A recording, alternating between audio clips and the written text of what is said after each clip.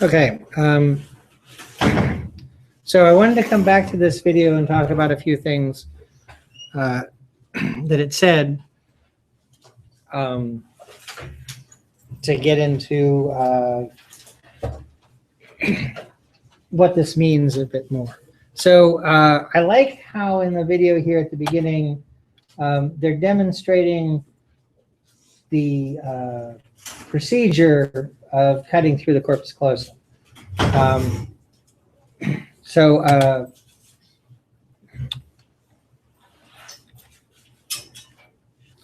Let's stop this in the right place. So this instrument that's coming down is going to make us slice through.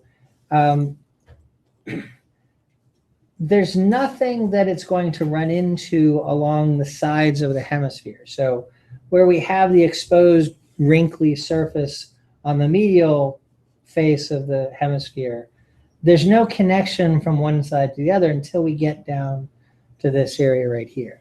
That big opening there, divide between the two sides, is referred to as the longitudinal fissure.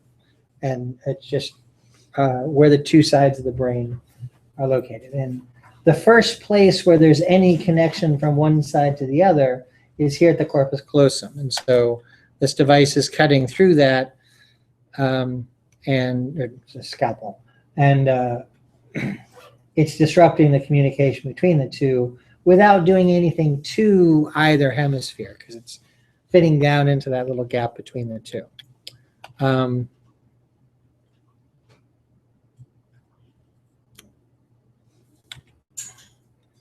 So I'm not going to go back to the very opening part, but this is pretty good representation.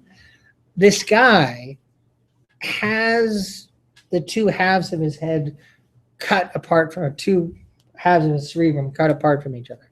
They do not communicate back and forth, but he leads a perfectly normal life. Okay, he can drive. That's him driving the pickup truck. He has a job. He can pick up heavy boxes of eggs and not drop them anywhere. Okay, he's using both sides of his body to do that, but to really see the differences, you either have to talk to him and he can describe how he experiences things differently, or you have to move into the laboratory to actually see the how this is done. So they start by having Alan Alda perform this task. This box is set up so that he can't see what he's drawing. Okay, the wall here can be raised and lowered for whoever's taking the test, to be sure that they can't see their hands and they can just see the screen. Okay,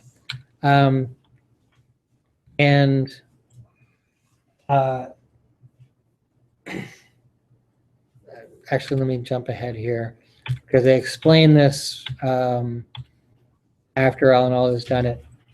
So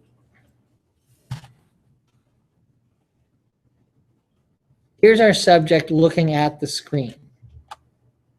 And the little cross in the middle is what's called a fixation point. He's looking at that. Now, this is important because the way that the visual system works is, or let me back up for a second. The way that the nervous system is connected to the body and receives and controls information has to do with a division between right and left. The left side of your brain is connected to the right side of your body. So as I'm moving my right arm, I'm doing that because signals are coming specifically from the left side of my brain. If I touch something with my right hand, the sensations I'm getting are going to the right. I'm touching things with the right hand. The sensations are going to the left side of my body. They're separate. They are processed separately. For the visual field, it's not the right and left eye that are processed separately. It's right and left visual field. So as he's looking ahead at the fixation point, anything that's perceived in the right visual field is going to be processed in the left brain. So So here's a visual stimulus that is to the right of the fixation point. It's flashed up there too fast for him to move his eyes. That's the reason there's a fixation point. He's looking straight ahead and something's briefly flashed up there.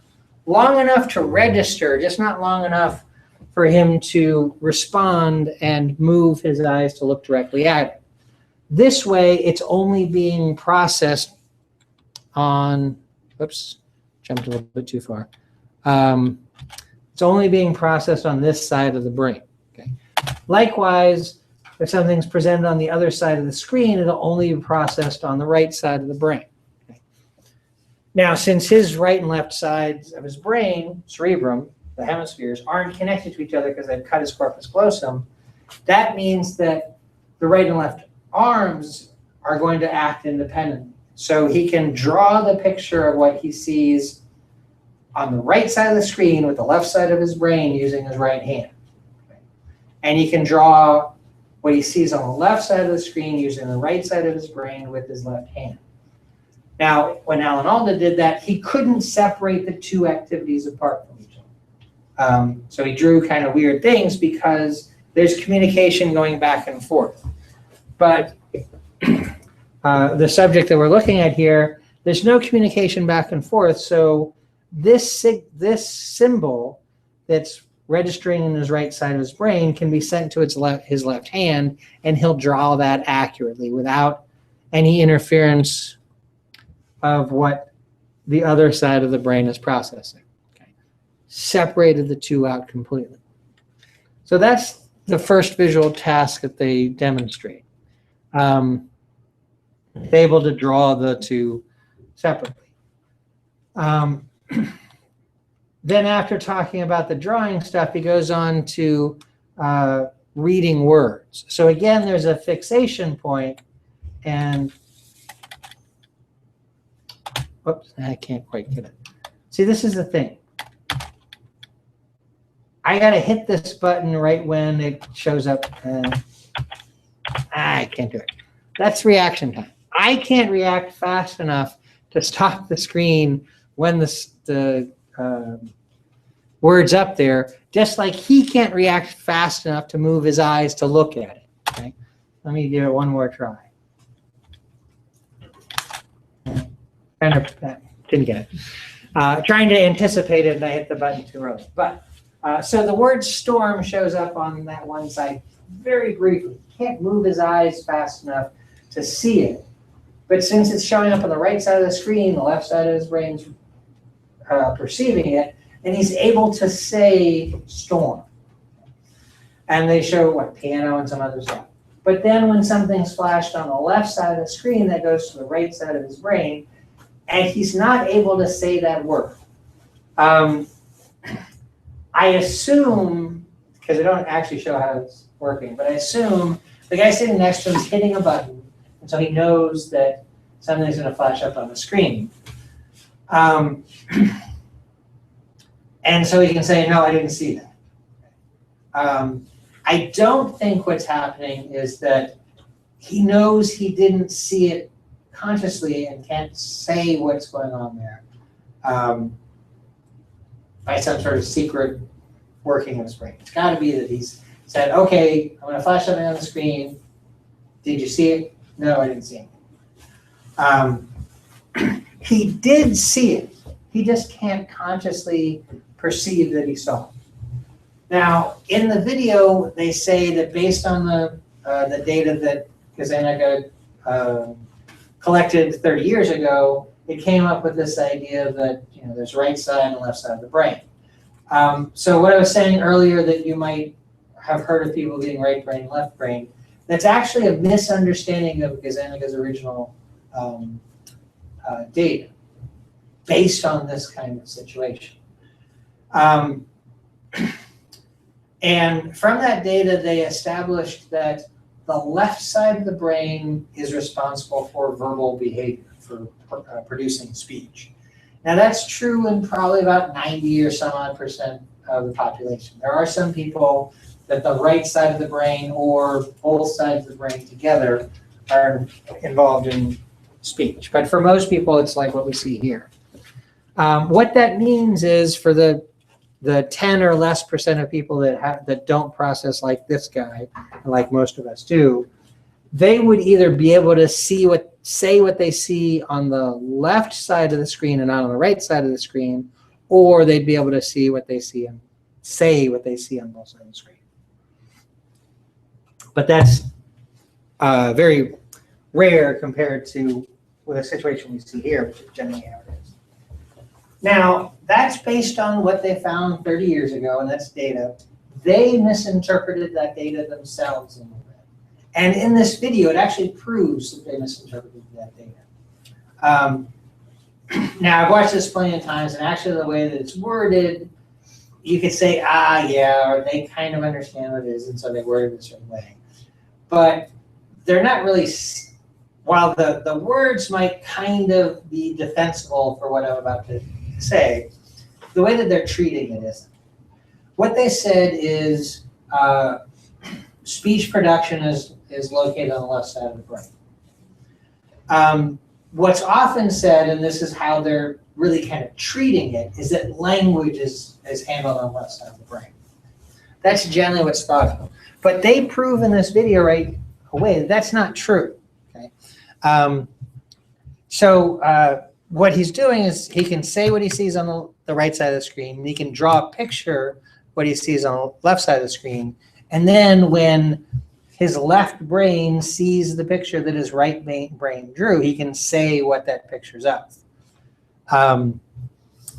But then when they do the toadstool thing, they don't really show it in the video too much, but it has to be the way that this happened.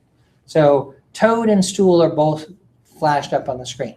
Now, if you saw those two words on the screen, you would see them as the word toadstool, which I don't know if younger people these days don't realize that's another name for a mushroom, but that's what toadstool means. So if you saw a toadstool with your intact brain, you would probably draw a mushroom. Okay? But what he did is he drew the toad that was seen by the right side of his brain, on the left side of the screen. He drew a toad, and then he said the word stool. Okay? But which hand did he draw the stool with? Left hand. I still drew it with the left hand, meaning that he was drawing what the right side of his brain heard. Okay. Now, hearing is also a little bit unusual in how it's processed, same like right and left visual field. But they weren't doing anything to make sure that he was hearing things on one side or the other. So when he said stool, both of his ears heard that, and it was processed, and so both sides of his brain heard the word. But the right side of his brain heard the word stool and was able to command the left hand to draw a stool. Right side was processing language. Now, the way that they said it in the video was more about speaking, and that's true, but that's not really how they were interpreting it at the time when this video was made. We now are a little bit more comfortable with understanding language, and there are aspects of language that are definitely right-sided. Usually emotional content, that kind of thing. I had a class in college that I had to take. It seemed like it was going to be such an interesting class. It was animal behavior, taught from a biology point of view. I was a psychology major. Now, if I took animal behavior in psychology, it would have been, rats pushing buttons and that kind of thing. But in biology, animal behavior is studied in a much more naturalistic setting, and it's called ethology, I think is the name. And one of the most famous ethologists is this guy who had ducks imprint on him when they first hatched, and so they followed him around because they thought he was their mother, and that's ethology. So it should have been a really interesting story. There's really interesting class. There are a lot of interesting stories about how biologists figure out natural animal behavior, which is very different from how psychologists deal with behavior, and animals are really just a tool to study mid-all processors. So it should have been very interesting, but the instructor was just horrible. He didn't like students. And it was very obvious. He would insult students on a regular basis. And so I was a fairly dedicated student. I went to classes on a regular basis, but the one class I actually skipped is the one that I really wish I'd gone to.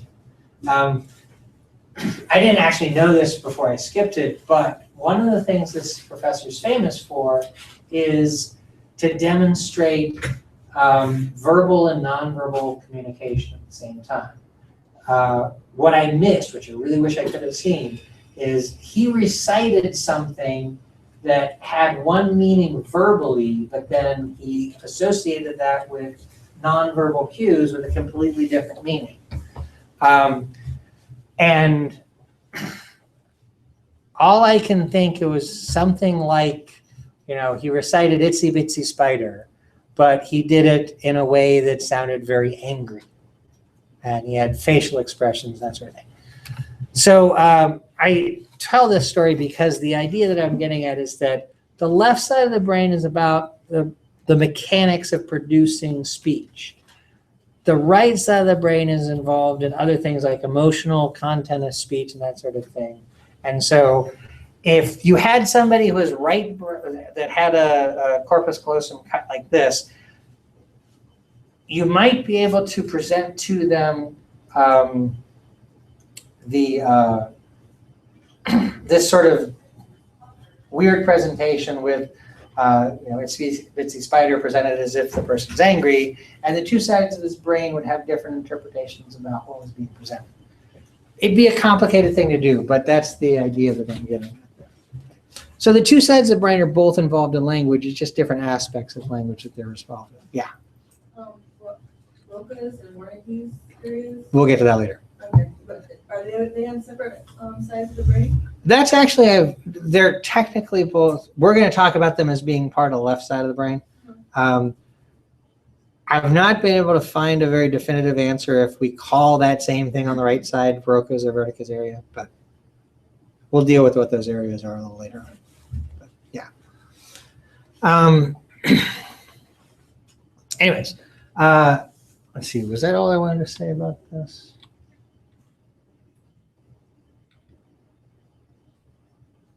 Yeah. Okay. So if you'd like to watch that video again, actually, that's the other thing I want to say.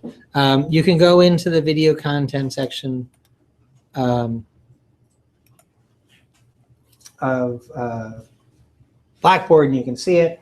There is a part 2 if you want to continue watching that. And then here, just on YouTube, they post a lot of related videos. This girl in the bottom center, that video is actually in the video content section also. She's had a hemispherectomy. She's had half of her brain cut out of her head. She was born with something like severe hydrocephaly or something like that. And there was a big problem of something pressing on half of her brain. And so what they did is they actually went in and removed half of her brain. But that happened right around when she was born. And what's amazing about that video is that the nervous system is so plastic, and by plastic I mean it has the ability to change, that she can be born, well, she can have half of her brain removed right around birth, and the other half of the brain will basically be able to take over all of the functions that a whole brain would be required. I don't think you can really tell that she's that different than your average girl, other than she probably is a bit mature seeming because she's talking with doctors and that sort of thing all the time. And this is probably like the Ellen show or something, or Good Morning America, I don't know. So she does these kinds of interviews all the time. So she probably is quite good at talking to adults and coming across that way. But otherwise, she's probably just seems like any other kid. But she only has half her brain. By half her brain, I mean one hemisphere. because that one hemisphere, as it developed into her functional brain, took over all the functions that the other half would normally be thought to handle. Now, in this, the exact things that show up in this tic-tac-toe thing change from semester to semester just based on how much various videos get watched on YouTube. They have an algorithm for all this. But you can see the center square here. The picture is actually very similar to a series of Mercedes-Benz print ads, which are addressing the right brain, left brain thing. So in Mercedes-Benz, they have pictures like that. That might actually be a Mercedes-Benz ad. Where the left side of the brain has some very boring, bunch of numbers there. Another ones, it has scientific formulae and that kind of thing. And then on the right side, it has, these colors sort of all over the place, like very artistic. And in Mercedes-Benz, they're trying to say it's the car for both sides of your brain, that sort of thing. That's what this picture is suggesting. But then the video, based on the title, it says, do we have a left or right brain personalities? So hopefully that's getting at resolving the fact that we don't really have right and left brain personalities. And then here, this looks like somebody trying to get into that stuff that doesn't really exist and trying to explain it based on the title alone. I have not watched those videos, but if you're interested in watching any of those, they come up on YouTube at the end of that. Now, I want to talk about the cerebral cortex a little bit. Now, the material that we have, namely these brain models, make it easy for us to consider what is the surface anatomy of the cerebral cortex. And that's an important part of understanding some of the functions of the brain. Now, a lot of the higher functions of the brain, a lot of things that we associate with our everyday behavior, everyday behavior for humans, is based on what happens in the cerebral cortex. So we're going to talk about a lot of things, well, a few things here that are kind of everyday sort of things, but it's part of being, part of the human condition. Now, I want to introduce a couple of words. There's gyrus and sulcus. And let me just write those a little bit larger so everybody can see them while I'm talking about them.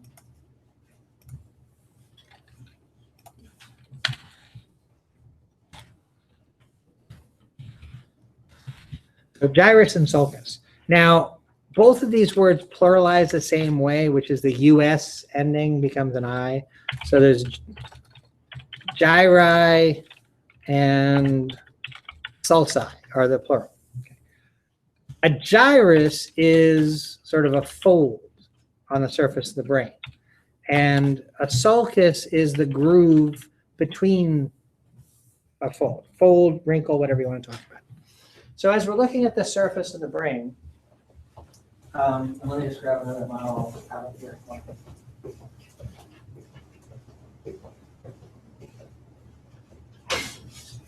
So as we're looking at the surface of the brain, the grooves are very obvious, all the lines that we see. Those are sulci. And then the fold or the bulge or the wrinkle or whatever you want to say between two sulci, that's a gyrus. Okay. Now, the way that the brain develops is kind of the same for everybody. Everybody's brain has to go through the exact same process during fetal development, aside from situations where something's happened, like the girl with hydrocephalus or something like that. But all things being equal, under normal circumstances, everybody's brain goes through the same kind of developmental processes, and we see the same structural manifestation of that for everybody. Now, the first and most simple aspect of that is if we go back to the embryonic picture I showed you earlier, the two bulges that make up the telencephalon, that's going to become the cerebrum, they're growing at the most anterior part of the neural tube, what's going to become the brain. And they're going to run into the end of the embryo, the tissue that's eventually going to be the skull. And they can't grow any further than that. So once they run into that anterior wall, they're pushed back and they grow back towards the posterior aspects of the skull. But the skull's still a limiting factor and they're not done growing. So even when the two hemispheres grow back towards the posterior part of the skull, they need to keep growing. So they grow underneath and they tuck under into the sides here. And so everybody's brain, again, assuming normal developmental processes, has this kind of C-shape to it. And I always use the word C-shape because it really does illustrate the layout of the brain. And then the surface of the brain gets all wrinkly, the gyri and sulci develop in predictable places because everybody's brain, as it's expanding into the limited amount of the cranial cavity, is going to run into the same sort of situations. Okay? And the cells that are doing the developing aren't just all growing all at once, but they're actually growing into separate little kind of regions. And so the sulci and the gyri kind of develop within where those regional differences in development are found. So we can see a pattern of gyri and sulci on the surface of the brain that's consistent for everybody. And it's also going to be great as landmarks to find these functional differences in the brain. This is a concept known as localization of function. So using the map of the brain that I'm going to talk about, we can look at a particular part of the brain, because that's the part of the brain that's responsible for such and such function for everybody. The broadest example of that we've already talked about is just that one side of the brain has a particular function associated, like language production. Speech production is mostly on the left side of the brain. Now, there are people where language production is on the right side of the brain, so the left side, or some people that have language production functions spread across both hemispheres. But they make up less than 10% of the population, so for the vast majority of people, that functionality is on one side of the brain. Now we're going to talk about some more particular functions and where they're located in a bit, but that's a beginning to the idea of localization of function, which is exactly what it seems to say. Particular locations in the brain are responsible for particular functions in the brain. And we can use the geography of the surface of the brain to find some of those locations.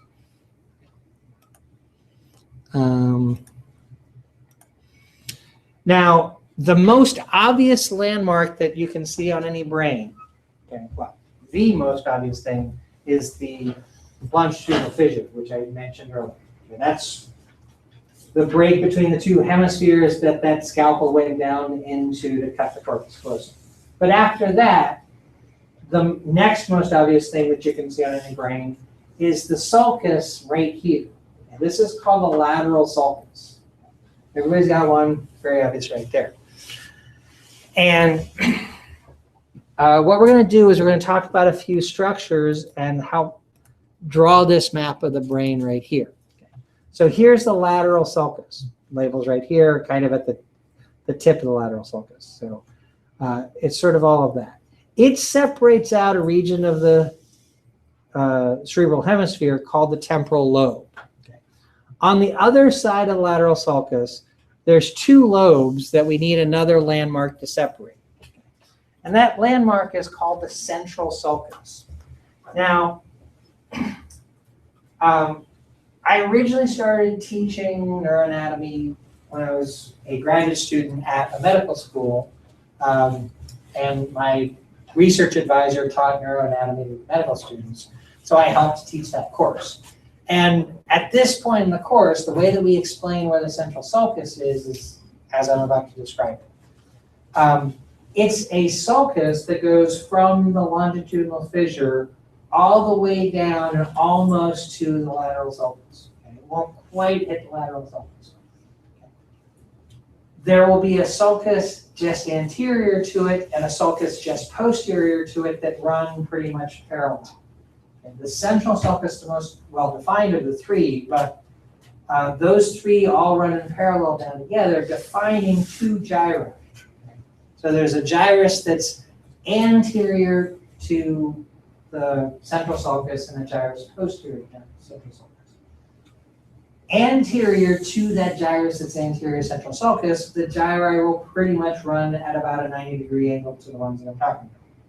They're going to be more anterior-posterior position. And posterior to the gyrus that's posterior to the central sulcus, the gyri there are going to be more anterior, posterior oriented, and also in that area a bit more jumbled up. So you should see three sulci that all run in parallel pretty easily. Now, this is a way that I can explain it to you. Okay. For the medical students, they had to be able to figure out where it was on a real brain that they got from a cadaver. For you, you have a model. Models are labeled. If you have the squishy brain model, you'll see the number 5 with an arrow on it, and the number 6 and 7. 5 with the arrow on it is pointing at the central sulcus. 6 and 7, which are just a little bit below that, are on the precentral and postcentral gyri. The gyrus anterior to and the gyrus posterior to the central sulcus. If you have the hard plastic brain, you'll see a number 4 sort of right up here somewhere. Okay? That is just posterior to the central sulcus. So the sulcus that you see right next to the 4, anterior to it, is the central sulcus. And the 4 is really on the post-central gyrus.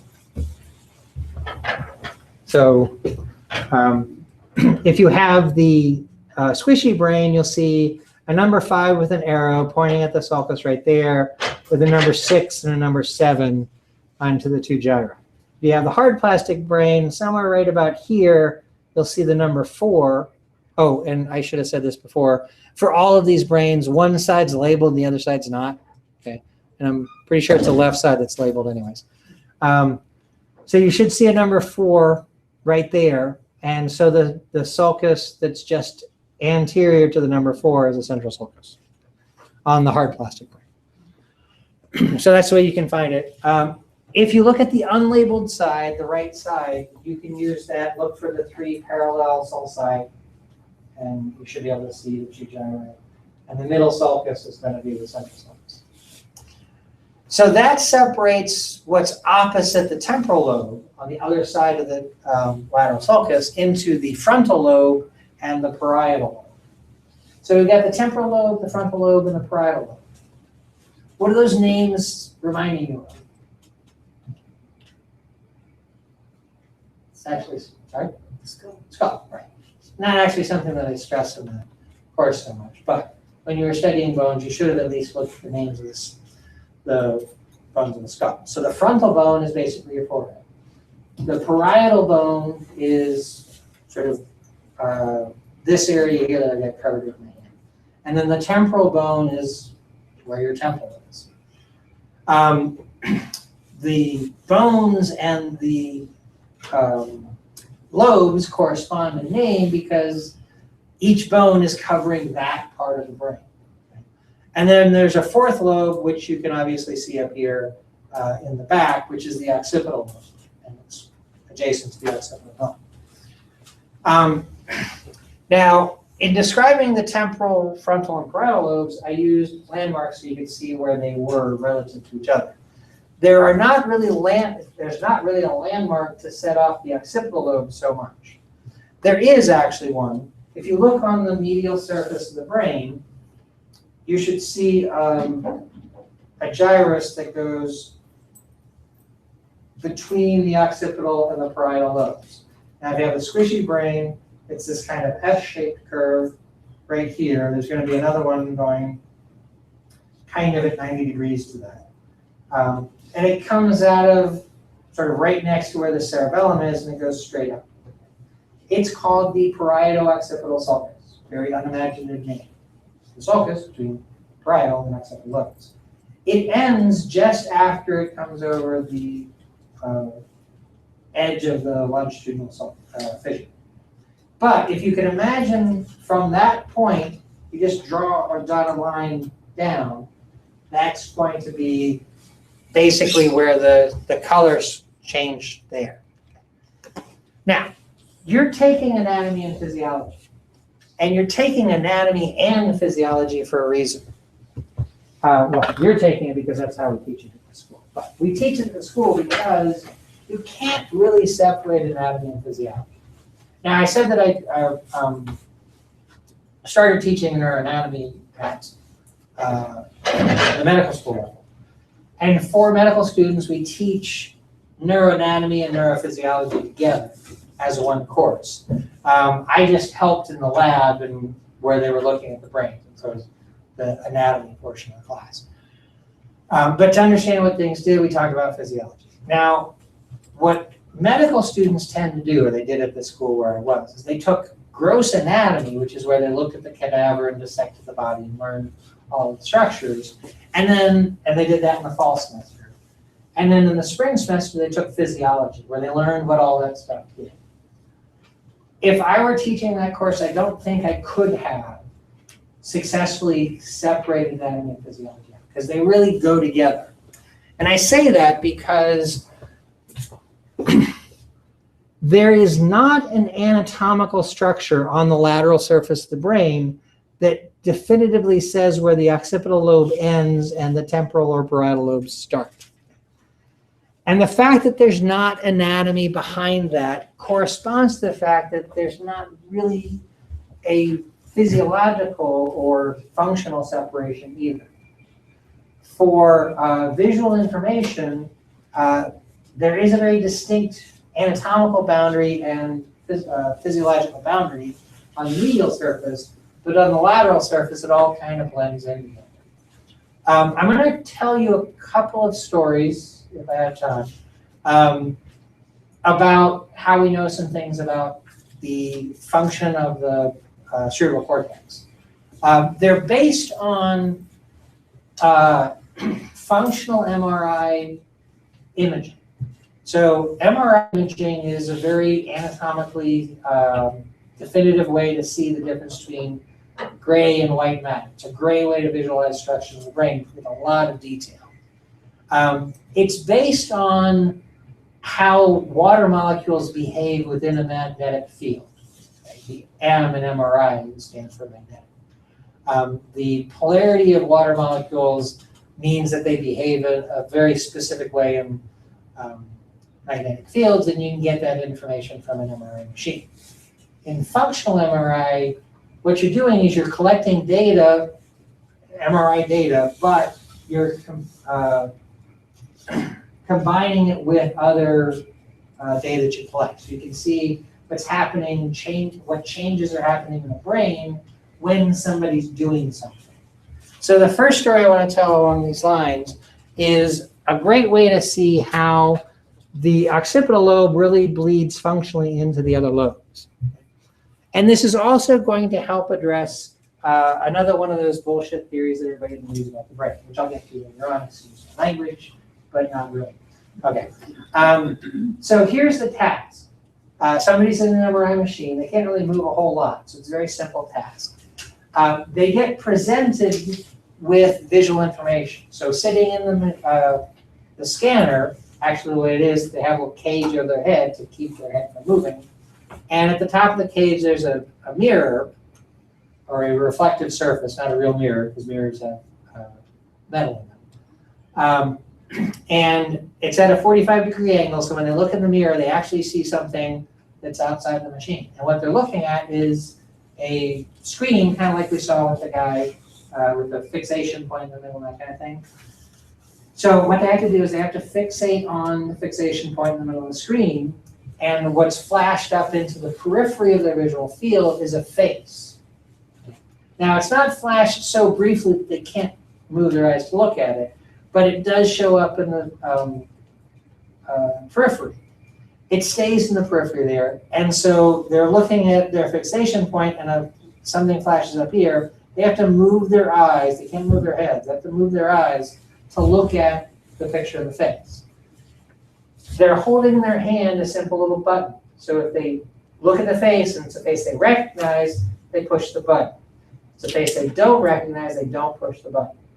Now, the faces that they're presented with are either celebrities or random people that they don't know. So like the MRI technicians on Mabel and Brad Pitt. They get those pictures. So when you're doing functional MRI, you can see activity in the brain because blood flow, which you can measure because of the magnetic activity of related to water, blood flow will be greater in the parts of the brain that are more active. Okay. When neurons are active, they need more glucose, they need more oxygen, all that sort of thing. So blood flow increases to the parts of the brain that are active. So what happens with this task is activity begins back here in the occipital lobe. We're looking at a lateral image of the brain, but on the medial side of the occipital lobe, especially, there's a lot of activity. That's what we call primary visual cortex. That's the first part of the cortex that processes visual information. So we're just looking at the cortex. We're not looking at any other parts of the brain. So the first place we see activity in the cerebral cortex is in the occipital lobe, because that's where visual information goes first. And then shortly after that, the information is going to be handed off to different parts of the brain. So from the primary visual cortex that's right here at the back of the occipital lobe, it'll go to an area right here and an area right here, and then it'll keep moving and get sent into the parietal lobe. And then from the parietal lobe, the information will actually be sent into the frontal lobe. Now the frontal lobe, which is colored red in this picture, is important for motor function. And we're going to talk about motor stuff in a little bit, which I'll get to later. But there's a specific part which is not exactly where I have the cursor. Let me move the cursor. So right about here where the label's pointing is a part of the frontal lobe that's called the frontal eye fields. And when you're consciously moving your eyes to look at a different part of the visual field, that part of the brain will be active.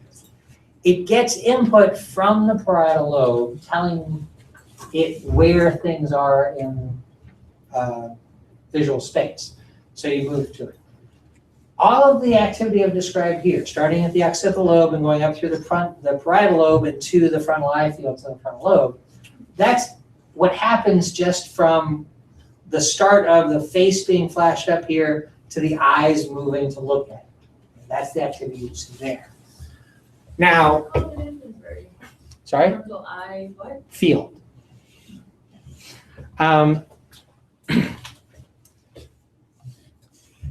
Now, new visual information is arriving all the time. You're continuously sending information from your retina through the thalamus to the occipital lobe. So new information is always coming here. So once the eyes have moved, now the new information that's coming here gets sent to more parts of the occipital lobe, but instead of going into the parietal lobe from there, it goes into the temporal lobes. And a specific region of the temporal lobe, which I think is going to be right in here, but I can't quite remember, maybe it's up here, has already been established as being very important for recognizing faces.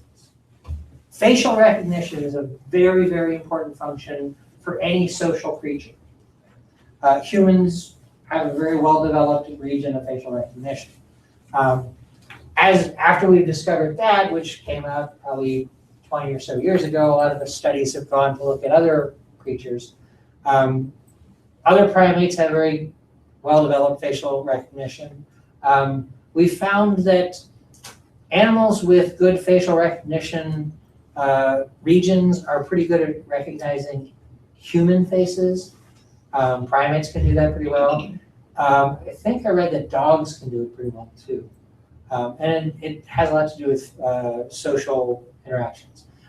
I don't know, but I bet cats can't do it very well. The cats were all just sources of food. anyways, that's the slide. So in that part of the temporal lobe somewhere is processing recognition of faces. So if the picture that's flashed there is Brad Pitt, the person's going to push the button. If the picture that's flashed there is on Mabel, then they're not going to push the button, based on whether they actually recognize that face or not. That's the basic function. Now, the other thing I like about that story that gets at is you've probably heard the idea that we only use 10% of our brain. That study right there proves that's not true. For that simple task, we needed to use parts of all of the different regions of the cerebral cortex. And that's not even looking at what was happening deeper inside other places. And that's for a very simple task. Imagine all of the activity that's required for a very complex task, like driving a car. Driving a car, you need to recognize where things are, what they're doing, how they're moving, how you're supposed to respond to them. If you see something moving on the sidewalk over here, you have to identify it as a branch on a tree that's blowing in the wind, or a kid that's playing hopscotch, or a ball that's about to roll out in front of the car, or whatever. You have to identify what it is and know where it is. To do that while you're also driving the car, controlling your feet on the pedals, et cetera, et cetera. So very complex tasks are going to use up a lot more material than just those few places right there. Now, if you go on YouTube, there's a few videos that address that myth that we only use 10% of our brains, and they come from different places. I mean, they explain the myth that's coming from different places.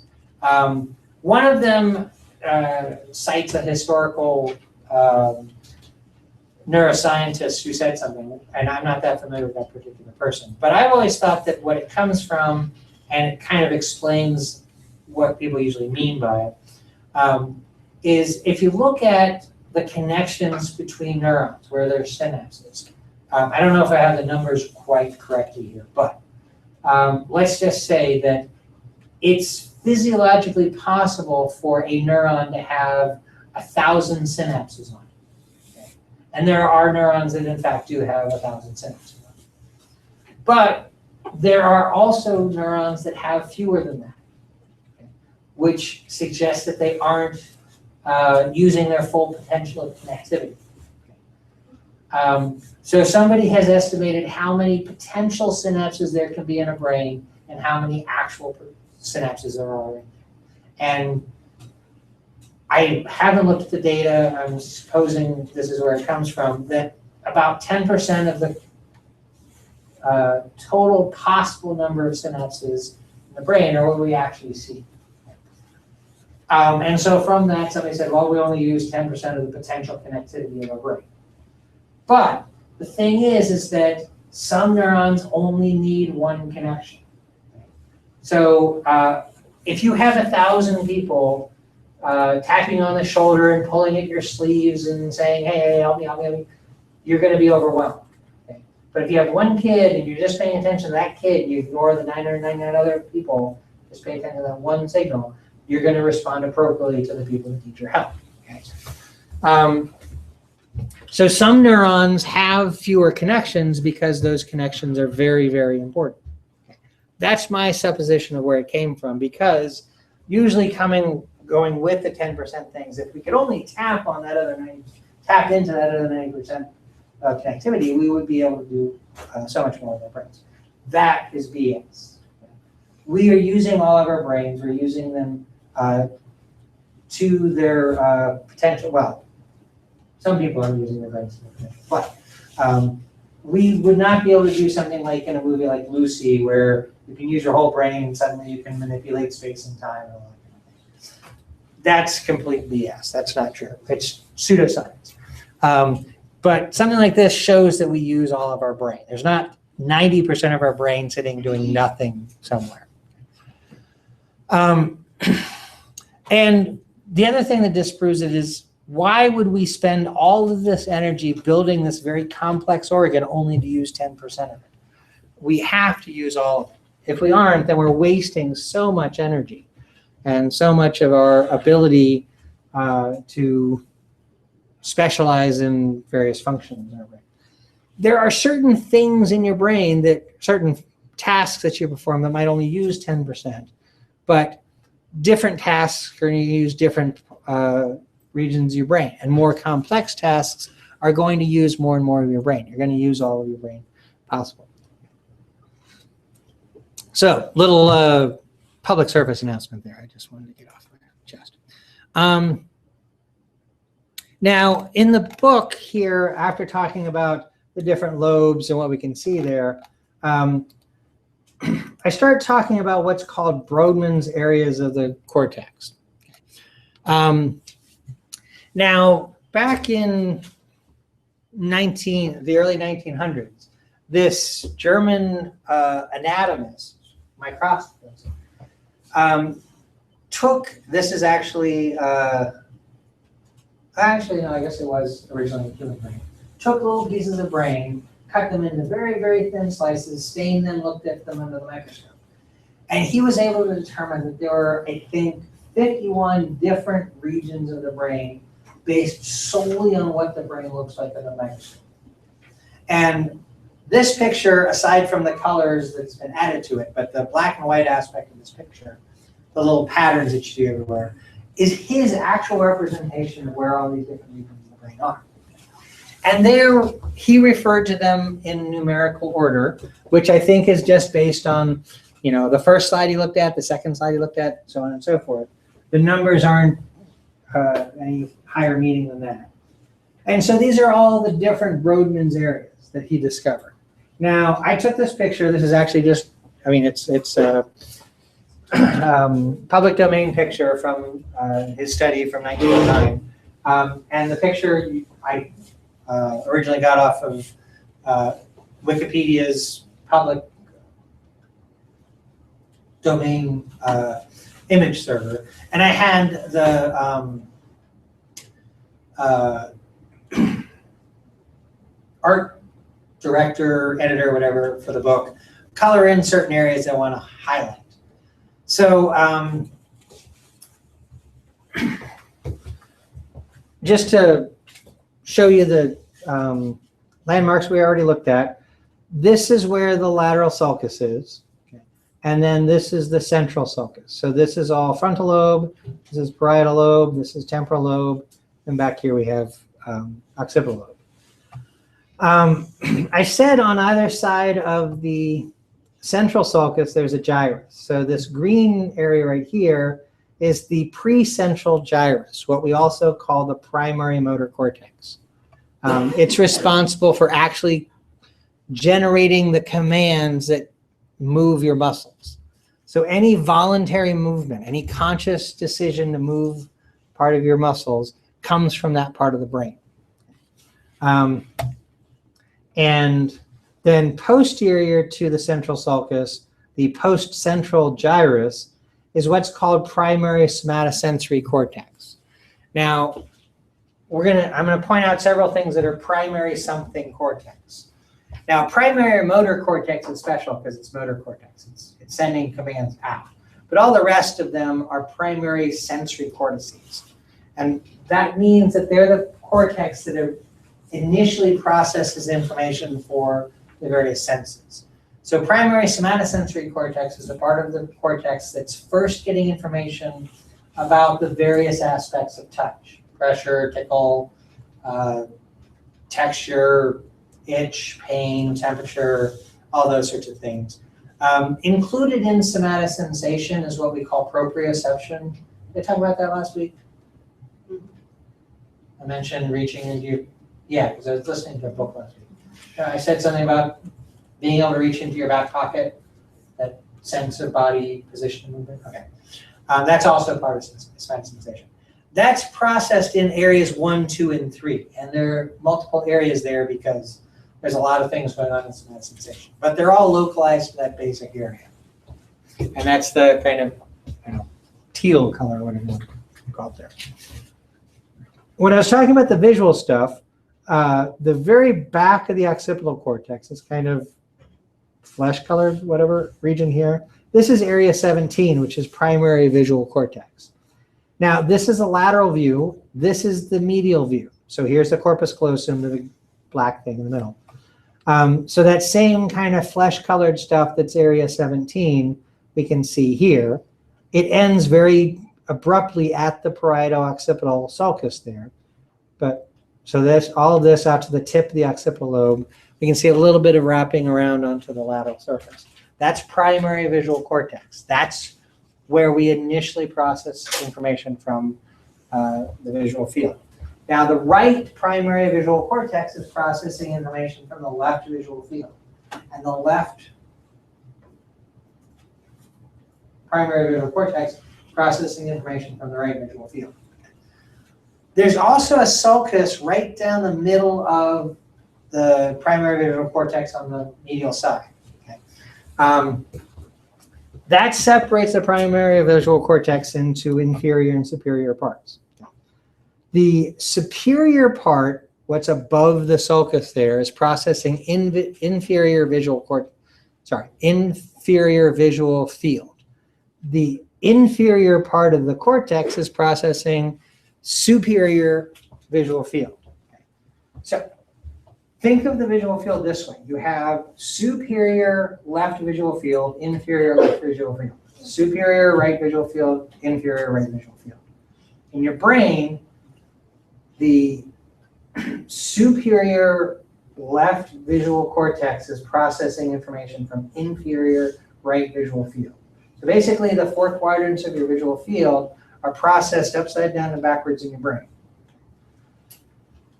Your brain is actually processing the world upside down from the way that you perceive it, the way that you see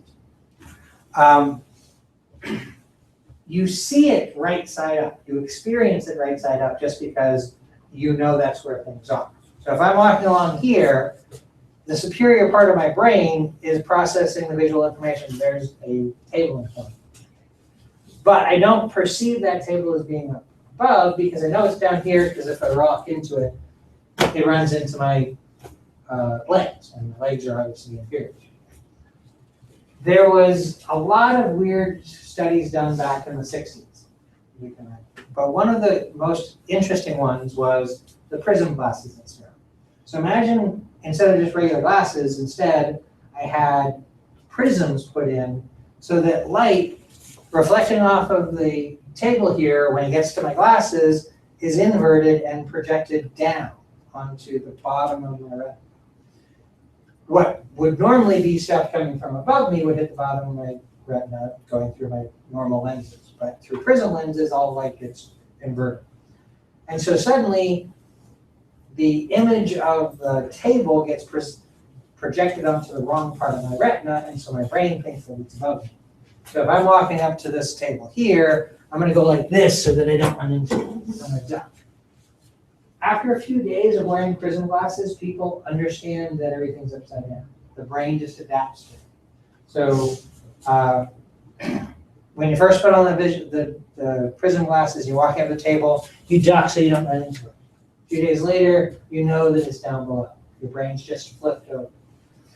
Then you take the prism glasses off, and about 3 days of running into things, and then finally your brain flips back and you understand things are supposed to be the way they are. Your brain's completely working on experience. Okay? So it doesn't matter how things are actually presented to your eyes, how you interact with them, the experiences you have with the world around you, your brain learns from that. It takes a few days with the prism glasses kind of thing. So just a little bit more about the visual cortex. Now the rather black area around the visual cortex, that's the next part of visual processing. This is area 17, primary visual cortex. The next part, if you look closely, is labeled 18. It's secondary visual cortex. So just visual processing progresses from there. It's then going to go out to the next part. When you're processing the physical location of things in the visual field, that ends up getting processed through this part of parietal cortex.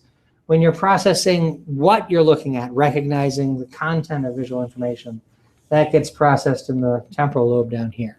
And the book, talking about that functional MRI study I talked about earlier, describes what and where dorsal and ventral processing streams. Book goes into that a bit more.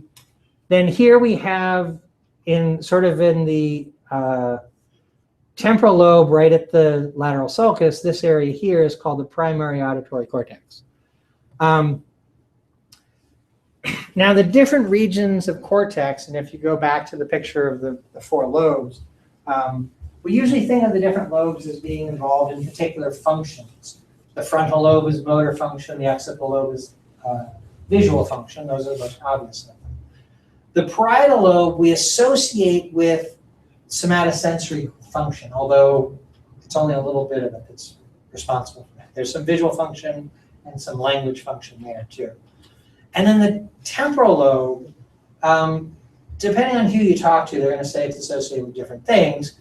From this picture, what you might get is that it's important for auditory function, but really auditory, hearing function, is just localized to that little area, that area 22 that's there. More of the temporal lobe is associated with things like I was talking about with facial recognition, which is really memory function. So when you think of the temporal lobe, you really should think about memory function primarily. Now, there is a rather famous patient who had a surgery done to correct intractable epilepsy, kind of like the guy that we saw in the video earlier. But his epilepsy was starting from the medial temporal lobes. So looking at the ventral surface of the brain, here it's the temporal lobes here. The medial part of the temporal lobes on either side are very important to forming long-term memories. And we know that because this patient had epilepsy that started in that area and it spread out through his whole brain. And what they did is they went in and they cut out that part of both temporal lobes. He had a bilateral medial temporal lobectomy. I just like saying that. But all that means is that both sides of his brain, they cut out the medial part of his temporal lobes. He's the only person that has ever had this procedure performed because of what happened. After the surgery, he lost the ability to form long-term memories. He did not remember anything from the time of the surgery on for the rest of his life. He could not form any long-term memories. Now, this seems like an awful thing, and it was, so nobody else had that done, but for this particular person, it wasn't horrible. He lived the rest of his life rather comfortably as a research subject. I don't remember exactly where this surgery was performed, but some researchers at Columbia in New York are famous for a lot of the work that came out of this. So he might have been brought into New York and he was basically supported by research money for the rest of his life because it's all you can do. And we learned a lot of things about memory because of this particular patient. Now, he's referred to usually as patient HM. Those are his initials. When he passed away, which I think was in 2008, his full name was published, but because confidentiality wasn't so much an issue anymore. But I've never learned his full name. I always just refer to him as patient HM. And so what they did is tested his memory in various ways, and they learned very important things about memory. There's long-term and short-term memory. He lost the ability to form long-term memories to recall later on, but he could still retain short-term memory for a little while. So that illustrated that there is a difference in those two aspects of memory. Also, we learned that there's memory for skills, like riding a bike. He didn't lose any of that ability. He could learn to do things. He just lost procedural? Sorry? No, explicit, sorry. Yeah, explicit memory, which is telling stories, what happened. So if somebody went in to meet with him every day and had him perform a task, I don't know, play the piano or something like that.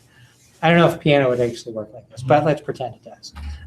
He would not remember every day having the piano lesson, but he would progressively get better and better at it because the memory of learning a skill sticks around. You just can't remember the actual event of it happening.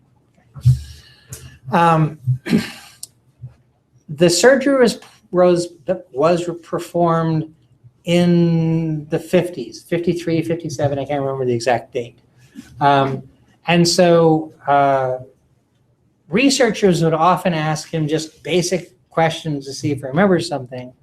And every sort of generation has their event that's sort of the touchstone that everybody's supposed to remember, like 9/11. Or for my generation, when I was a kid, it was the first Challenger explosion. I mean, I remember exactly where I was when the space shuttle blew up, the first Challenger explosion, not the one in the late 90s. No, early, whatever. There were two. There's one in the 80s, and I remember that one. And for the 60s, it was Kennedy being shot. So he had a surgery in the 50s. So after Kennedy was shot, pretty much every researcher that met with him would ask him if he knew what happened to the president, or in November of 61 or 63? Three, okay. He was elected in 61. I mean, he started, yeah, okay. So he would be asked those things, but he would, of course, never remember them.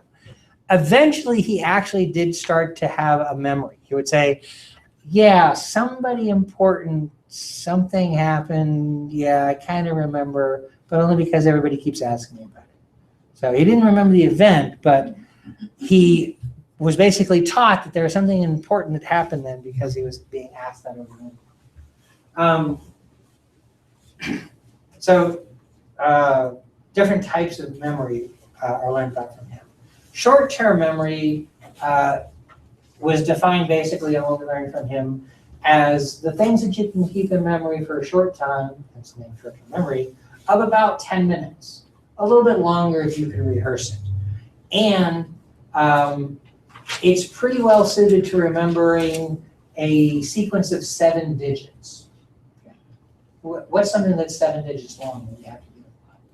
Phone numbers. So phone numbers are like a perfect length for us to learn by short-term memory. So what they could do is they could give him a series of numbers to remember and ask him to repeat them back. And he could do that up to 10 minutes pretty reliably, but after 10 minutes, unless he had a chance to rehearse those numbers, like I kept asking him, what were those numbers? He couldn't really remember them past about 10 minutes. That's short-term memory. Now, I would normally at this point go into a little explanation about understanding memory based on some movies. And that would probably take me up to about 1/4 till. So I'm not going to do that. But amnesia in movies is a common trope people like to use. And I like to talk about 3 movies. One's called Blank Slate, which hopefully you've never seen because it's really bad. One's called 50 First Dates, which is back when Adam Sandler was funny. And Memento, which is just a really good movie by the guy that made the Batman trilogy and Interstellar. But basically, through those 3 movies, I can talk a little bit about different aspects of memory. I've been talking about that for a long time, but I actually ran across this YouTube video here, which obviously has Dory from Finding Nemo. And it's just talking about a few aspects of memory in terms of how they're talked about in movies. And so Dory's there because Dory's got a short-term memory, which is actually a play on the idea that goldfish only have 3-second memories, which is actually not true.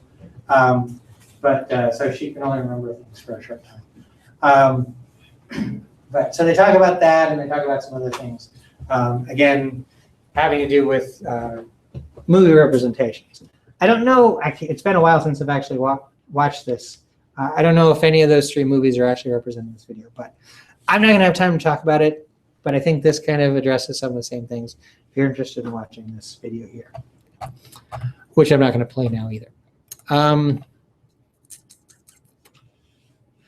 Now, I was going to tell another functional MRI story, which I'm not going to unless I have time at the end. I'll come back to that. But I want to touch on a few other things. This next section gets into subcortical structures.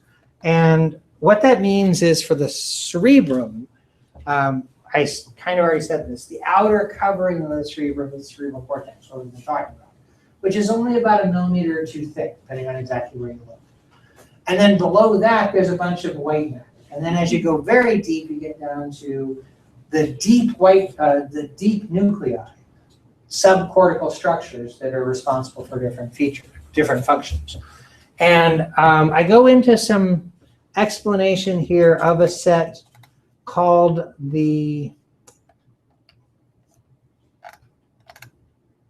I thought it had a subheading itself, but I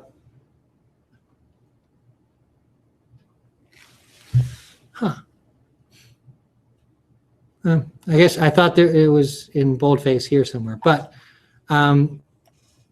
structure is called the basal nuclei. Now, generally speaking, the word nucleus is referring to gray matter in the central nervous system, and the word ganglion is referring to gray matter, so to speak, in the periphery. And this structure that I'm talking about here in the book is the basal nuclei. If you go to research information about this, you may come across the references of the basal ganglia, which is just an old name for the same thing. In textbooks, it's starting to be called the basal nuclei to keep with that nuclei means central, ganglion means peripheral. But before that particular rule was well established, this group of nuclei was referred to as the basal ganglia. So if you see basal ganglia, that's just an old-fashioned name for basal ganglia. It's made up of several structures, a few that are pointed out in this picture here, and more that are explained in the text down below. This picture is a wiring diagram of these structures. Now, in the book, it goes through what the abbreviations all mean, but I just want to explain what this wiring diagram is getting at. First off, the key here is just showing different important neurotransmitters in the system. Now, the system, the basal nuclei, are these boxes here.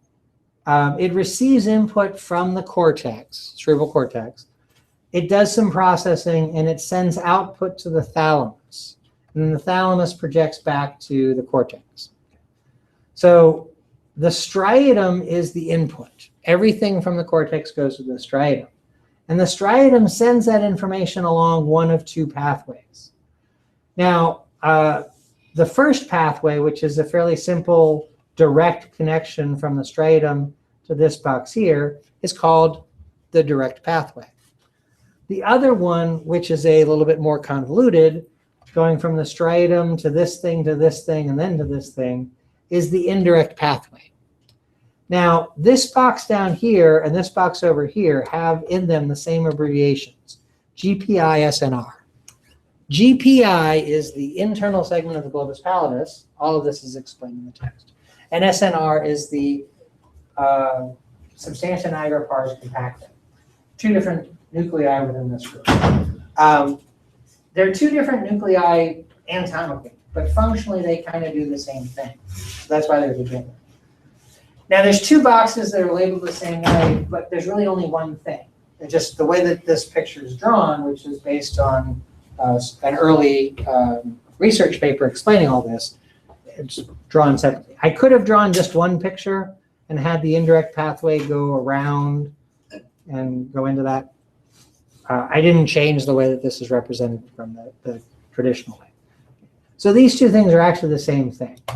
The striatum gets input in, and then GPI, SNR is the output. And while there's, yes, two boxes and two arrows, it's really one thing. Okay. So it's really a matter of what happens between the striatum and this GPI-SNR thing. And there's two possibilities. There's the direct pathway and the indirect pathway. In the direct pathway, the striatum directly activates GPI-SNR, directly sends signals to it. And in the indirect pathway, there's a few intervening steps. Now, the arrows are color-coded for the neurotransmitters involved in those connections. The signal from the cortex into the basal nuclei is carried through axons that release glutamate. And glutamate is an excitatory neurotransmitter, like I described last week. So an excitatory signal goes into the striatum. The striatum then sends signals to the direct or indirect pathway through axons that release GABA, which is a inhibitory neurotransmitter. So the striatum inhibits either GPI-SNR directly or GPE, which is the external segment of the thalamus. And then what happens after that depends on which pathway we're talking about. Now, an easy way to break this all down is just talk about what the pathways do. The direct pathway is striatum to GPI-SNR, which is the output. Now, the output, the arrow that goes from GPI-SNR, either box, because they're really the same thing, is color-coded for GABA, which means that SNR-GPI, or the striatum, the basal nuclei is meaning to inhibit thalamus. When the thalamus is inhibited, then the feedback from the thalamus to the cortex is decreased. So the striatum can influence how much the thalamus is sending back to the cortex, and that's going to affect what's happening in this whole system. The direct pathway is striatum inhibiting GPI-SNR, which would normally inhibit thalamus. When you have two synapses in a series, both of them are inhibitory, we get an effect that's called disinhibition. Okay. It's a double negative. The first one tells the second one to be quiet so that the second one can't tell the ultimate target to be quiet. Does that make sense? Shh. If you're telling one to be quiet and it can't be quiet, and it can't tell the last one to be quiet, then the thalamus is going to be noisy. The thalamus is going to send signals back to the cortex through disinhibition. You can remember that the direct pathway disinhibits thalamus, which means thalamus is more active. Now, following through everything that's happening in the indirect pathway is a little bit complicated, but the end result is that GPI-SNR is activated by the thing that's abbreviated as TN. When that happens, GPI-SNR inhibits thalamus. So the indirect pathway inhibits thalamus. That's essentially what the basal nuclei are about. There's more to it than that, and I'm leaving a lot out about how it works, but that's the basic idea of what's happening. The striatum will either through the direct pathway disinhibit thalamus, or through the indirect pathway inhibit thalamus. If thalamus is inhibited, it does not send the signal back to cortex. If the thalamus is disinhibited, it does send the signal back. And that signal coming back is going to tell the cortex to do something. Now, the basal nuclei are involved in all sorts of different functions. It's rather a big series of nuclei, but we mostly consider it in terms of motor function. So usually the cortex that we'd see here that's sending the information on is from the frontal lobe, and it's asking the basal nuclei to help with making a decision about movement. And the direct pathway, by disinhibiting thalamus, is going to increase the likelihood of that movement happening. The indirect pathway, by inhibiting thalamus, is going to ultimately inhibit movement. Okay, so direct pathway, disinhibition, more movement. indirect pathway, inhibit thalamus, inhibit movement. So I'm trying to put the I's and the D's together as much as possible there. Now, hopefully in your head, you're going, well, how does the striatum know which one to go to? And that's really the question about how it all works. The other thing going on here, the box in the center that says SNC, is the substantia nigra pars compacta. And that's a region of the brain, one of the few regions of the brain that has neurons that produce dopamine as a neurotransmitter. And that dopamine is released into the striatum. Now, if you go back to if you go back to last week, I was talking about neurotransmitters. Glutamate is an excitatory neurotransmitter. It always causes activation. GABA is an inhibitory neurotransmitter. It always causes hyperpolarization.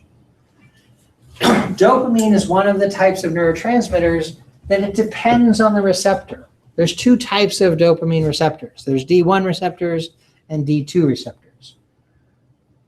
If I get this backwards, it doesn't really matter. But D1 receptors cause activation, excitation. D2 receptors cause inhibition. There is a chance I got that backwards, but it doesn't matter. The point is one of them causes excitation, the other causes inhibition. And I can never keep this straight, so I'm not going to even try to say it. But one of the dopamine receptors is on neurons in the striatum that are part of the direct pathway. And the other dopamine receptor is on neurons that are part of the indirect pathway. So depending on which type of receptor it has, the dopamine released from substantia nigra pars compacta is going to be the switch between the direct and indirect pathways. Dopamine's present, one happens. Dopamine's absent, the other happens. Because when dopamine's present, it activates one and inhibits the other. When dopamine's not present, one that's normally inhibited is allowed to be active. It's a switch between the two. Now, if you got to the question of how does the striatum know which thing to do, you might then be asking, well, how does the substantia nigra know which thing to do? To be active or not. Exactly the answer to that question I can't really explain, but I can illustrate it through a very simple explanation, which the book does. I put into the book too. But just looking around this room, there are two types of people in this room. There are those of you that are sitting there doing nothing, or hopefully paying attention and wearing notes. But as far as gross movements of your body are concerned, you're not doing anything. You're sitting fairly still. And then there are those of us in this room that get up and walk around quickly. That's what's going on in the substantia nigra pars compacta. For one of us, it's active, and for the other of us, it's not. The dopamine system in the brain is usually tied into a big thing, like activation, awareness, sleep, those kinds of things. It's not tied to sleep. It's that kind of system. Big global changes in the brain. So right now, you're sitting there going, oh my God, next week I have the last test in here, and I'm going to fail, oh my God, oh my God, oh my God. So your brain is sitting, telling you to sit there and not move because you got to soak in all the information you possibly can. Whereas I'm up here saying, I need to move around a little bit to at least try to make this sound kind of interesting. Sometimes I have to move over there and hit a button. Sometimes I want to go over here, lean against the counter for some support, or sometimes I want to sit down on the stool, whatever. I'm getting up and moving around a little bit. It's part of how I present this information. So between the two of us, I'm active, you're not. Okay. Ultimately, my basal nuclei are relying on the direct pathway, and I'm more active. Whereas your basal nuclei are depending on the indirect pathway, and you're less active. And so for one of us, the substantia nigra pars compacta is active, and the other one it's not. So the easiest way to one way to think about what's happening here is to look at the extremes. there's two diseases that look at the extremes of what's happening for the basal nuclei. The first one is Parkinson's, and the second one is Huntington's. Now, both of those are movement disorders, but they're basically opposites of each other. The interesting thing is that the primary symptom of either of those is unusual movements. Okay? Just the kinds of movements are very different, and it gets at what's going on. Now, with Parkinson's disease, what's happened is the substantia nigra pars compacta, the dopamine part of the circuit, is died off. What exactly caused the death of that is not known. Officially, if you know why that's happened to begin with, it's not Parkinson's disease. It's called Parkinsonism. But when you don't know what actually caused it, it's called Parkinson's disease. It's a neurodegenerative disease that is fairly progressed by the time people demonstrate symptoms. I think it's once 90% of that nucleus has died off that you finally start presenting with symptoms, which is why it's a really hard disease to deal with, because that much of the nucleus has already died off. There's not a whole lot you can do to save things. But without the dopamine in the system, the striatum is stuck in one position or the other. And it happens to be for this that it's stuck in the direct pathway side of things, which means that the thalamus is always disinhibited by striatum. So anytime the cortex sends a signal into the striatum can't rely on, what your body's global situation is. It automatically defaults to the direct pathway. And the thalamus is overactive, and it sends a signal back to the cortex, and there's more movement. And so when the substantia nigra pars compacta is really far gone, there's always going to be some activity coming out of the thalamus, and there's always going to be some movement. So the primary symptom that we associate with Parkinson's disease is tremors. Those tremors can start as intentional tremors, which would be if there's a little bit of substantia nigra pars compacta there, when you're not supposed to be moving, you won't move. But as soon as any kind of signal comes along for you to start moving, then you're going to start to see tremors building on top of the movement that you're trying to perform. I've seen this happen. I was at a meeting with somebody that was in front of me at the buffet line, and he had a spatula and he was trying to get a piece of chicken breast out of the thing, and his hand was shaking and he couldn't pick up the chicken breast with the spatula and put it on his plate. So I gave him a hand with that. Recently, it's a new invention has been advertised. It's kind of cool that Parkinson's patients can get a spoon that's based on the same technology for movie cameras to keep steady shots. So the hand can move and the end of the spoon stays still. Really pretty incredible. It is. So that they can eat with a spoon a lot more successfully. Huntington's disease is the opposite of Parkinson's disease. What happens in Huntington's disease is the striatum dies off. And when the striatum's dead, the removal of either of these inhibitory circuits ends up meaning that GPI-SNR is always going to inhibit the thalamus, okay? Which is basically removing the direct pathway or acting like the indirect pathway is always on.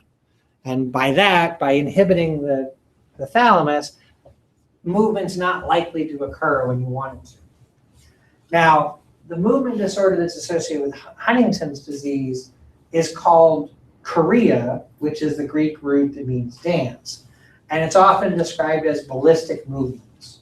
So if somebody needs to reach out and pick something up, so if I want to reach in and pull this piece of this model out, if I have Huntington's disease, it's going to be hard for my basal nuclei to actually direct that movement properly.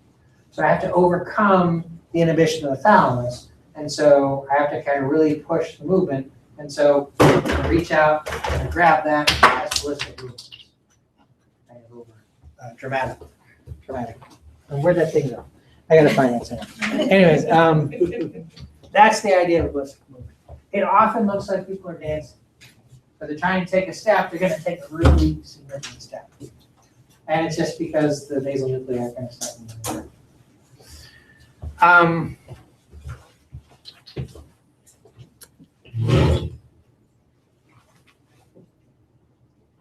I think that's all I want to say about that. Actually, all of that explanation I gave is in the book here. I just wanted to go through it so you've heard it and seen some of the representations of it. But it goes over. It's a tough system to understand. I think it's important to include this so that you can see how complex the nervous system can get. I want you to have a little bit of a taste of that. So it's in here. And it lays out all of the information you need to, I think, in the book here pretty well.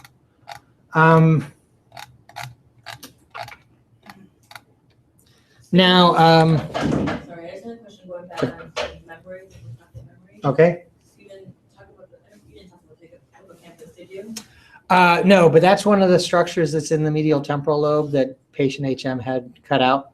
Okay. So. So if you asked us about memory and long-term memory, would that be directed more towards just temporal lobe, or would you word that? Would you compare the two? Well, I also know that you have internet access as you're answering questions, so I might ask you to delve a little deeper into things beyond what I'm saying here, and in the book it goes into more detail too. I just wasn't sure about the practical.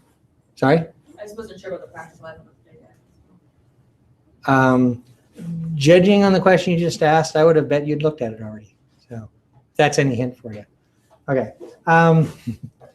So I don't have a whole lot of time left, and there's another section of this chapter that I want to point out. I'm not going to talk about it a whole lot for two reasons. One, the book covers it, and two, I'm going to point you to a video. And this is about the cranial nerves. So the cranial nerves are explained here, and I have a table here that goes through all the cranial nerves.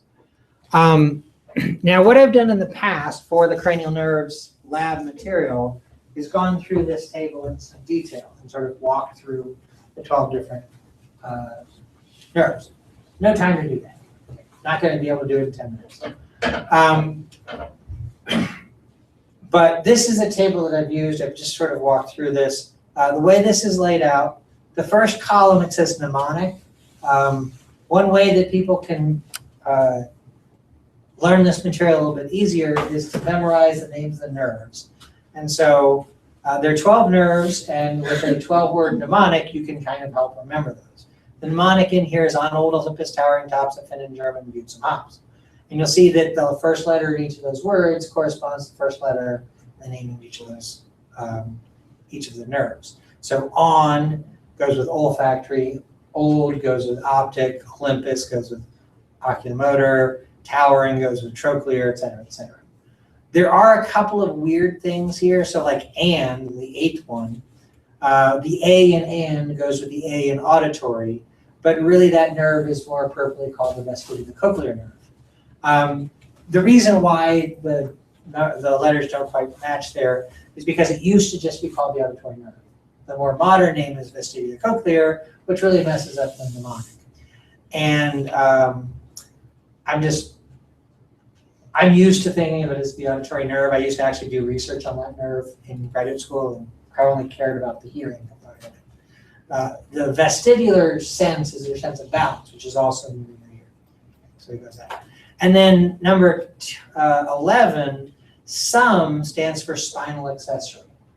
Other sources will just call that the accessory nerve. They leave out the word spinal. I like to include it in here, and I explain in the book why that's important. One really annoying error in the book, which they never fixed for me, and I've got to get back on them. Here for cranial nerve number 5, it says trigeminal, which is the name of the nerve. There's supposed to be more written in this cell right here besides just that word. And so what I've done,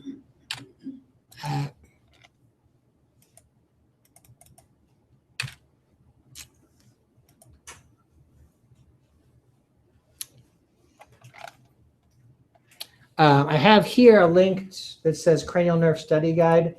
This is that same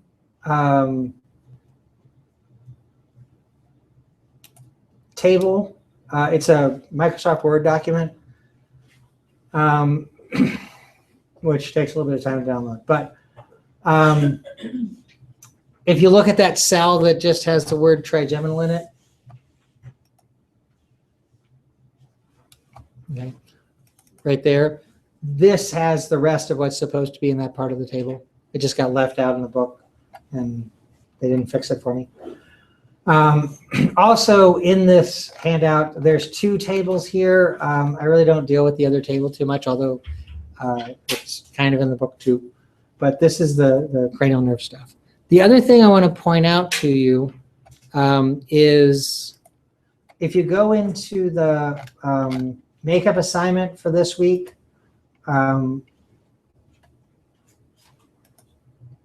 the last part of it, so it's first off, starts off with some stuff about the embryonic brain, and then central nervous system structures, the cerebral cortex stuff there, and then, oh great, there's supposed to be a video right here on the cranial nerves, and then a bunch of fill in the blank things here.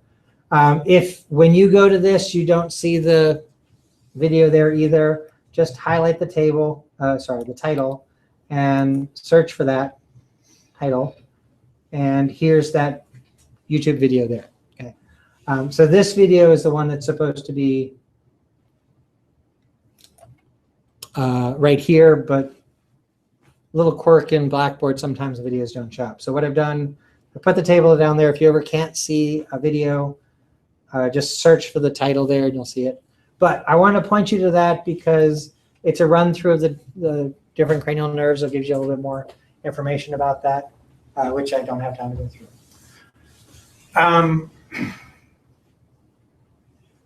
Yes? So during our practical, we're labeling things. Are we going to be labeling like these models over here and then? You're not labeling anything. I'm going to have. Or not piece of labeling, tape. but I mean naming it. So you're going to have a piece of tape pointing to something. You're going to have a multiple choice question. Okay. So that question might be, what is the tape pointing at? Or it might be asking you about what that's pointing at. So it's going to be on these guys over here as well as those arms, and then I'm just wondering what would be like. Could be anything. Could be these guys, microscope slides, brain models, muscle things, bones, models up on the wall. Bones? Sure. The joints or Muscles are attached to bones. Okay. I might ask you about the muscles attachment points, and I want to show the bone where it's attached. Anyways, okay, one last thing that I want to point out, and I really don't have time to go into this in a whole lot of detail, but in the book, okay, so here we're in the anatomy of the nervous system chapter. The next chapter is the somatic nervous system. Remember I told you the sensory perception part is really for next semester, but in the central processing and motor responses part, there's some stuff I want to point out. First off, it tells you about this guy, Phineas Gage, if you're interested. It's a neat story. Here's some explanation of primary motor cortex. And then this is getting at how primary motor cortex connects to the spinal cord. Okay. So this slice here is through the precentral gyrus, the primary motor cortex. And these neurons, their axons, go down through the brainstem and the medulla. Some of them cross over to the other side, and some of them stay in the same position, giving us two different descending pathways through the spinal cord. The lateral corticospinal tract and the anterior corticospinal tract. They both eventually influence ventral horn neurons on the opposite side of the spinal cord from where things started, so that the left brain controls the right musculature. But there's a little bit of difference there. Read the book about this stuff, explaining what's happening here. And then in the central processing, this section here, very similar looking pictures, are showing two different pathways that sensory information takes to get into the brain. Okay, so this one here is, let me enlarge this. This one here is called the dorsal column system because an axon from the periphery goes directly in the dorsal column of the spinal cord where it synapses in the medulla and goes over and up. The other one's called the spinothalamic tract because the axon comes in and synapses here, and this axon goes from the spine to the thalamus, spinothalamic tract. For simplicity's sake, I'm just showing you one part of the spinothalamic tract, not the whole thing, but this part is responsible for processing pain and temperature information, whereas the dorsal column system is for touch and proprioception type stuff. And these are carried through the spinal cord in different ways, but they eventually both get to the thalamus and then to the post-central gyrus, the primary somatosensory cortex, the same way. So look at the book for this stuff. It's at 11:59 now, so I'm not going to try to explain it, but in this part of the central processing section of the somatosensory system, somatic nervous system, has the ascending pathways for sensory perception, and then the motor response has the descending pathways for motor control. That's the stuff you need to pay attention to in this chapter.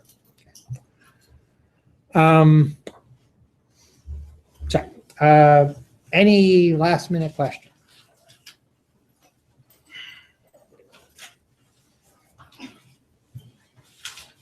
So to remind you, next week we're going to be doing the in-class portion of the practical.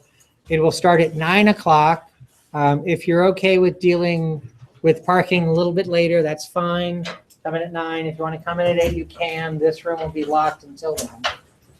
Otherwise, keep in touch with me if you have any questions, and please put the brain models back where you got them from. In the back, could you go ahead and put it in the cabinet there? Thank you. So it says 500 back in the cabinet, 502 up front here. Otherwise, have a nice week, and it'll all be over in 8 days.